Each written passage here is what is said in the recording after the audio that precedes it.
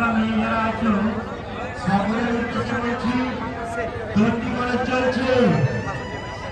যে যেখানে থাকো তৈরি মানুষের সময় রাস্তাটাকে ব্যারিকেড করার চেষ্টা করো।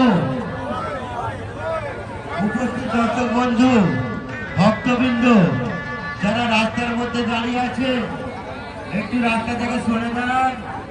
সম্ভব হলে আপনারা নিজেদের হাতগুলো হাতে হাতে ব্যারিকেড করার চেষ্টা করুন।